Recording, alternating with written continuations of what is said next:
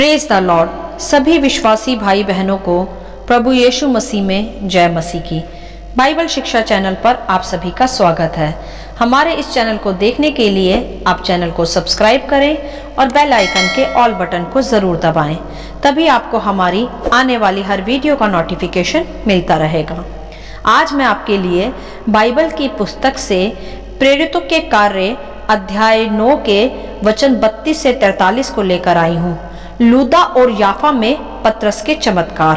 तो चलिए भाइयों बहनों, हम वीडियो स्टार्ट करते हैं।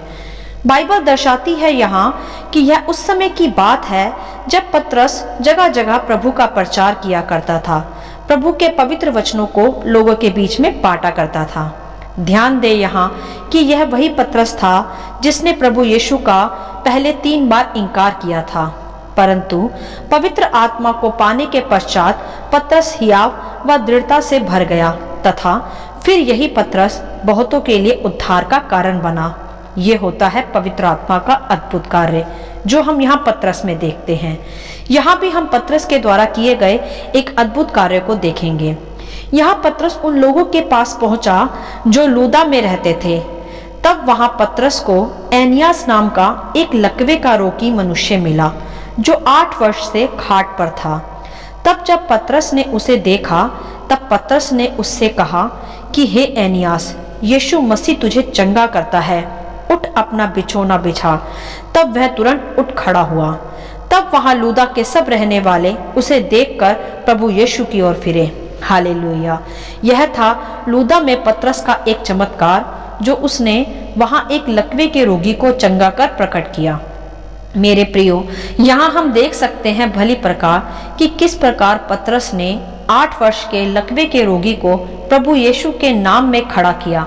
जैसे प्रभु यीशु भी पृथ्वी पर रहते हुए चिन्ह और चमत्कार किया करते थे, बीमारों को चंगा करना, लंगड़ों को चलाना, अंधों को दृष्टि देना इत्यादि। बिल्कुल उसी प्रकार पतरस जो प्रभु यीशु का ही चेला था, उसने भी प्रभु यीशु की ही तरह एक लकवे के रोगी मनुष्य को चंगा किया। ऐसा इसीलिए हो पाया भाइयों बहनों, क्योंकि प्रभु ने आप ही कहा कि जो कार्य मैं करता हूँ तुम उससे भी बड़े बड़े कार्य को करोगे। यह आशीष प्रभु ने अपने साथ चलने वाले अपने शिष्यों को दी थी और पतरस ने उसी आशीष व अधिकार को अपने भीतर बने रहने दिया। कैसे? उसकी आज्ञाओं में चलकर। तभी वह आशीषें व अधिकार पतरस में स्थिर बने रहे जो प्रभु ने उन्हें दिए थे। चलिए पहले आगे हम एक और चमत्कार को देख लेते हैं जो पतरस ने आगे चलकर याफा नगर में भी किया। याफा नगर में तबीता अर्थात दोरकास नामक एक विश्वासिनी रहती थी। वह बहुत से भले भले काम व दान किया करती थी। यहाँ ध्यान दे कि वह स्त्री विश्वासिनी थी, इसीलिए वह भले भले काम को भी करती थी, अर्थात वह प्रभु पर पहले से ही विश्वास करती थी। तब एक दिन वह स्त्री बीमार होकर मर गई। तब लोगों ने उस स्त्री को नहलाकर अटारी पर रख दिया। और हम यहाँ देखते हैं कि लूदा नगर भी याफा नगर के निकट ही था जहाँ पतरस पहले से ही आया हुआ था। तब वहाँ याफा में कुछ चेले पहले से ही थे जो प्रभु पर विश्वास करते थे। जब उन्हें यह पता चला कि पतरस पास के नगर लूदा ही में है, तब उन्होंने वहाँ पतरस के पास यह संदेश भेजा कि वह तुरंत याफा में उनके पास आ जाए। तब जब पतरस ने वह संदेश पाया तब वह तुरंत उठकर उन मनुष्यों के साथ चल दिया जो उसके पास संदेश लेकर आए थे। तब जब पतरस वहां पहुंचा तो उसने देखा कि उस विश्वासिनी स्त्री को लोग अटारी पर ले गए हैं। तब वहां सब रो रहे थे तथा कुछ विधवा स्त्रियां पतरस को वह कपड़े भी दिखाते हुए रोने लगी जो उन्होंने उस स्त्री के साथ रहते हुए बनाए थे, क्योंकि वह स्त्री जो मर गई थी वह इनके साथ कपड़े सीने का काम किया करती थी। अर्थात उस घड़ी वहां मातम का सा माहौल था। स्वाभाविक है, जब कोई मर जाता है तो ऐसा ही माहौल होता है, चारों ओर रोना तथा दुख और निराशा। ऐसे में जो वहां मौजूद होता है वह भी निराश तथा दुखी ही हो जाता है यह सब देखकर। परंतु हम यहाँ देख सकते हैं कि पतरस वहां रोया या उदास नहीं हुआ, वरन उसने उस घड़ी उस स्थान से सबको बाहर कर दिया और घुटने टेक कर प्रार्थना करने लगा और शव को देखकर कहने लगा, हे तबीता उठ। तबीता उस स्त्री का नाम था। तभी अचानक उस स्त्री ने अपनी आंखें खोल दी और पतरस को देखकर उठ बैठी। तब पतरस ने हाथ बढ़ाकर उस स्त्री को उठाया और वह अपने पांव के बल खड़ी हो गई और वहां खड़े सभी लोगों को पतरस ने उस स्त्री को जिंदा करके दिखाया। हालेलुया।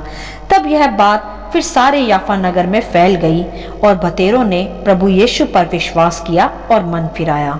हालेलुया। क्या अद्भुत चमत्कार देखते हैं हम इस अध्याय में पतरस के द्वारा। मेरे प्रियो, इस अध्याय का अध्ययन करते समय मेरे मन में यही आ रहा था कि प्रभु यीशु ने जिस प्रकार चंगाइयां दी, चमत्कार किए, बिल्कुल उसी प्रकार प्रभु यीशु के पीछे चलने वाले उनके इस चेले पतरस ने भी किए। जिस प्रकार प्रभु यीशु ने याईर की मृत बेटी को जिंदा किया था, यह कहकर कि तलिता कुमी अर्थात उठ खड़ी हो जा, और तब वहां भी रोने चिल्लाने का तथा मातम का सा ही माहौल था, जिसे देखकर भी प्रभु दुखी नहीं हुए, वरन उन्होंने भी उस स्थान से सभी लोगों को बाहर किया और फिर वहां पर उसने उसी प्रकार उस स्त्री को चंगा किया। बिल्कुल उसी प्रकार पतरस ने भी यहाँ किया। वह जिस काम के लिए आया था उसने वही काम किया। मरी हुई स्त्री को देखकर वह लौट नहीं गया। मातम के माहौल को देखकर वह निराश नहीं हुआ कि अब तो यह मर गई है, अब कुछ नहीं हो सकता। मैं सोचती हूँ यहाँ कि पतरस ने उस घड़ी जरूर यह स्मरण रखा होगा कि प्रभु यीशु ने भी ऐसे ही माहौल में याईर की मृत बेटी को जिंदा किया था। अगर आपने वह अध्याय नहीं पढ़ा है तो आप उस अध्याय की वीडियो को हमारे चैनल पर देख सकते हैं।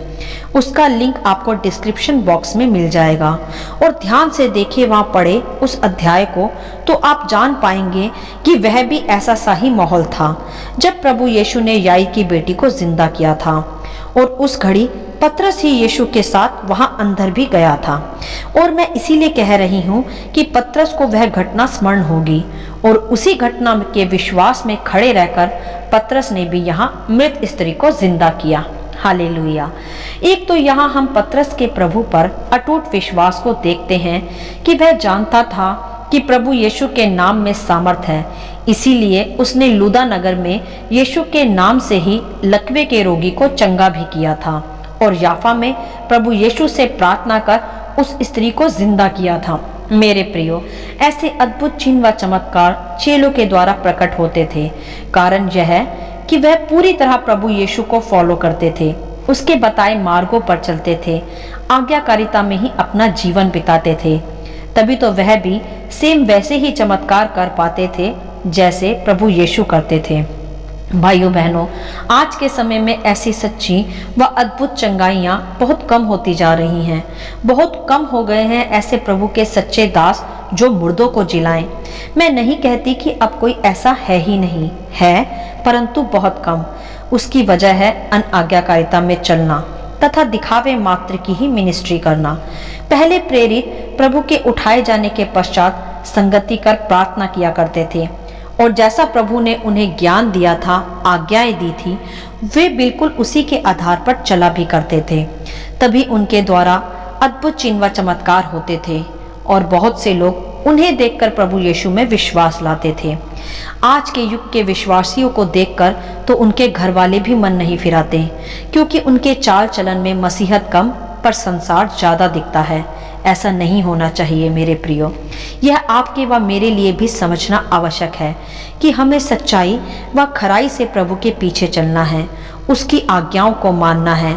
तभी प्रभु हमारे द्वारा भी बड़े बड़े कार्यों को कर पाएंगे। क्योंकि भाइयों बहनों, ध्यान दें कि हम प्रभु के राज्य में इसलिए बुलाए गए हैं कि हम प्रभु यीशु के नाम से बीमारों पर हाथ रखें व बीमार चंगे हो। क्योंकि प्रभु ने आप ही कहा है कि विश्वासियों के यह चिन्ह होंगे कि वह बीमारों पर हाथ रखेंगे और बीमार चंगे होंगे। तो आप जान सकते हैं इस वचन के व इस अध्याय के आधार पर कि हमने कितने बीमारों को चंगा किया है आज तक, और हमें देखकर कितनों ने मन फिराया है प्रभु की ओर। जैसे पतरस को देखकर याफा व लुदा नगर के लोगों ने प्रभु पर विश्वास किया था, क्योंकि लोगों ने पतरस में प्रभु की अद्भुत सामर्थ को जो देखा था। मेरे प्रियो, हमें भी आज ऐसे ही सामर्थ की आवश्यकता है ताकि हम उस उद्देश्य को पूरा कर सकें जिसके लिए हम मसीह में बुलाए गए हैं। जैसे प्रभु भी और उनके चेले भी अपने उद्देश्यों को सदा स्मरण रखते थे और उसे पूरा भी करते थे। इधर उधर का माहौल उन्हें प्रभावित नहीं कर पाता था। जैसे रोने व चिल्लाने वाले माहौल में भी प्रभु यीशु ने भी और पतरस ने भी मुर्दों को जिंदा किया। तो भाइयों बहनों, जुड़ जाएं आज से ही प्रभु की बुलाहट में, उसके उद्देश्यों को पूरा करने में और सर्वप्रथम आज्ञाकारिता में चलें और प्रभु के वायदों को सदा स्मरण रखें कि वह सदा आपके साथ हैं और आप प्रभु की ही तरह अद्भुत कार्यों को भी कर सकते हैं, क्योंकि प्रभु हमसे भी पतरस व अपने चेलों के ही समान प्रेम करता है।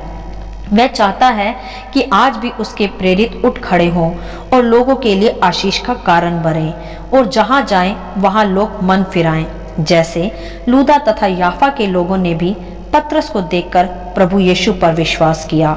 मेरे प्रियो, आज हमें भी प्रभु यीशु के पीछे आज्ञाकारिता से चलने की आवश्यकता है और सदा उसके वायदों को स्मरण करने की आवश्यकता है कि जैसे प्रभु यीशु और उनके चेले अद्भुत चिन्ह व चमत्कार कर पाए, क्या हम भी उसी प्रकार कर पाएंगे? हाँ, यह संभव है और तभी संभव है जब हम भी प्रभु यीशु के पीछे आज्ञाकारिता में चलेंगे, उसके बताए मार्गों पर सदा अपनी सच्चाई और खराई से अपनी बुलाहट में चलते रहेंगे।